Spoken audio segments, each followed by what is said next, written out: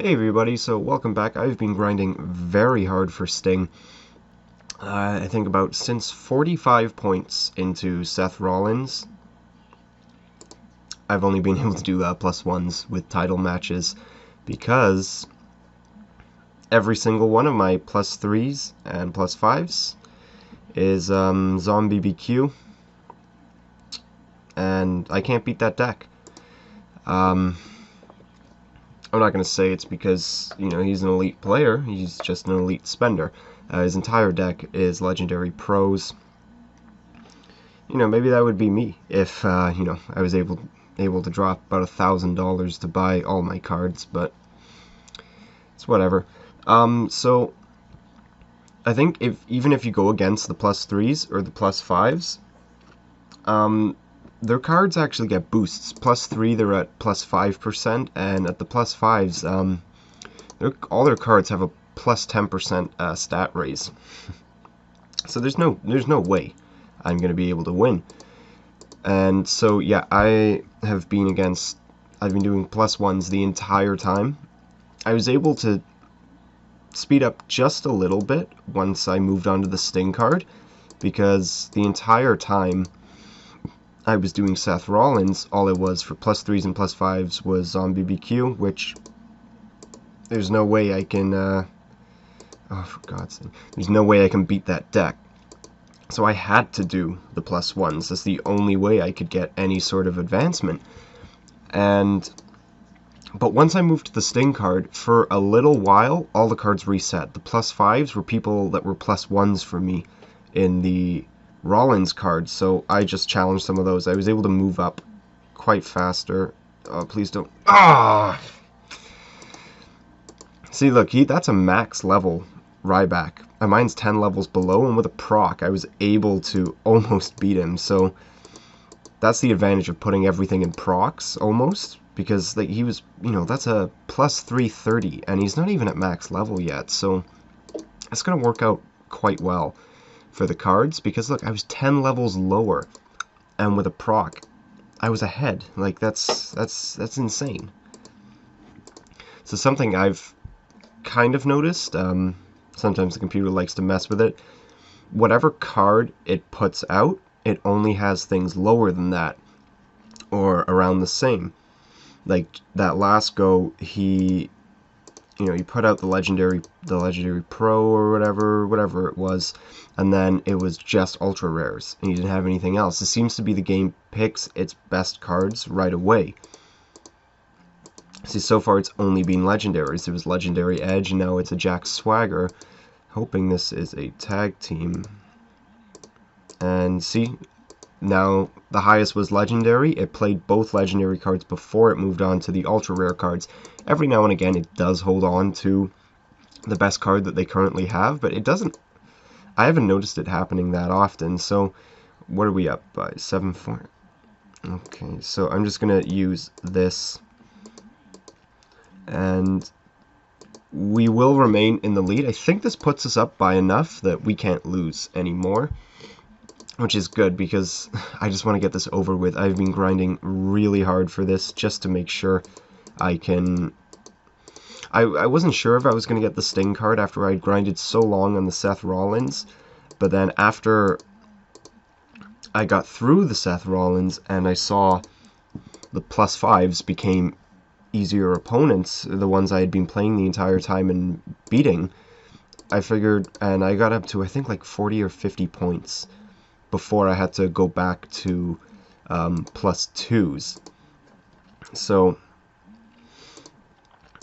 if that didn't happen, I definitely would not be going for this card. I've been staying up late. It's, well, not late by my standards. It's not even 2 o'clock in the morning yet, but I've been up for a while. I've been doing all of this at work, making sure I don't miss any bouts, all that kind of stuff.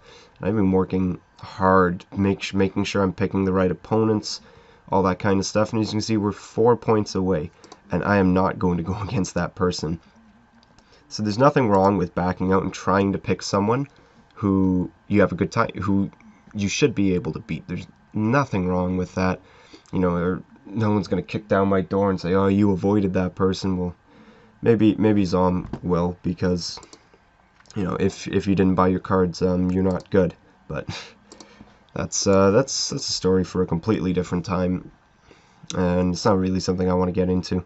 So let's just use Ryback, just so we can, because there's nothing he can do to beat me. I guess Kane would have worked out as well, but I find trying to play my cards in a way that I get the tag teams to work, or at least, you know, I don't lose anything, never ends up working out for me anyways. Like, look at this. This worked out perfectly for me.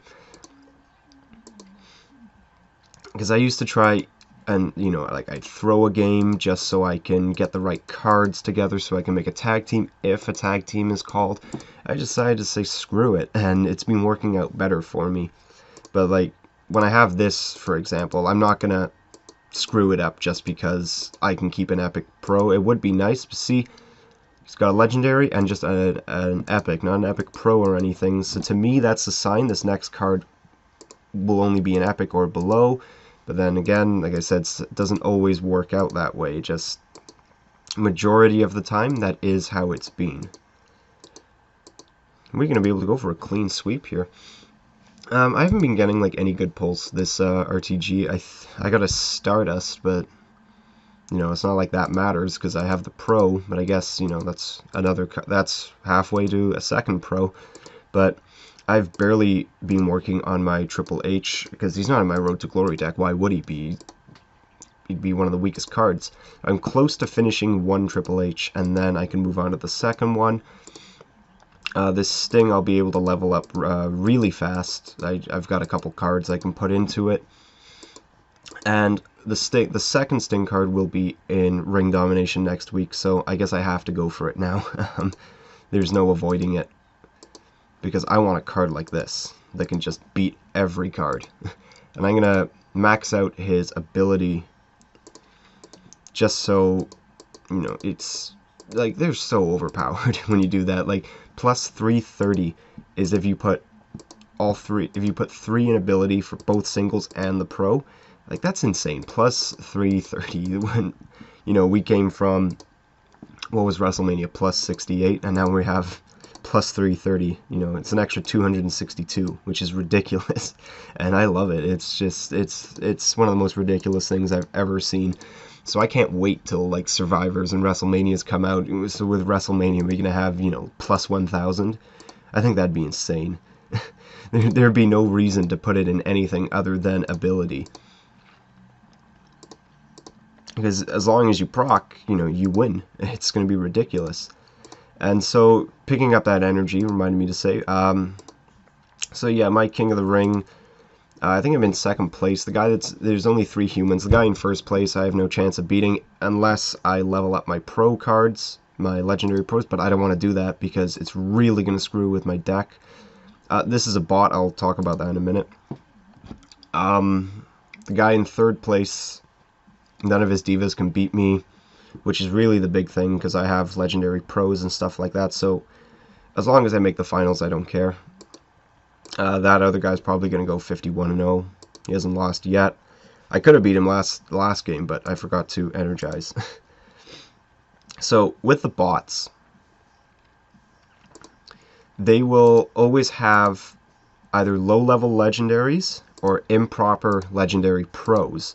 So what matters the most on this is that I get a lot of my epic pros or I get tag teams, because they can't beat me. See, it's plus 60. There's nothing that can beat me.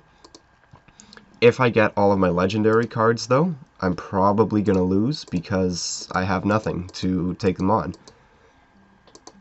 None of my cards are good enough. Just the solo legendaries aren't good enough to take on the improper pros unless it's my stat and I proc and they don't, and a whole bunch of variables. So so that's why I'm going to do it like this. So I get rid of my legendary that's weak, and that saves my John Cena, which will pretty much always beat the other cards. See, he's got 3, so they're all silver starred. So playing against these bots only really works if you have, like, say, a large amount of epic pros. And then you'll see some of them in +3s, so they're higher level legendary pros. They'll be around 1300 as most of their stats. So a tag team for charisma, I just want to use these two because then hopefully I can get solos. I needed gold dust to proc, was really the only way I could win that one. What's the score at? 4-3, okay. So we should be able to win because I don't think I really have any of the solo legendaries left, and I don't have any divas left as well. So as long as I don't get just 4 regular single legendaries, we should have Sting after this. Okay, so we're gonna be able to do this. So I'm gonna do it like this just to make sure that I don't lose. So yeah, I'm gonna have to play ring domination now if I want that second Sting. So that's who knows? Maybe now that I have a much stronger deck compared to last time, I will enjoy it a bit more. Who's to say though? I need to see if my strategy of having 2 really weak cards in the bottom corners work. So, because last time I couldn't do it because it would take me out of the legendary tier, but I think I have enough cards by now. Hopefully I can get another legendary pro by then that I can do that. So there we go, +2. We have the Sting Road to Glory card.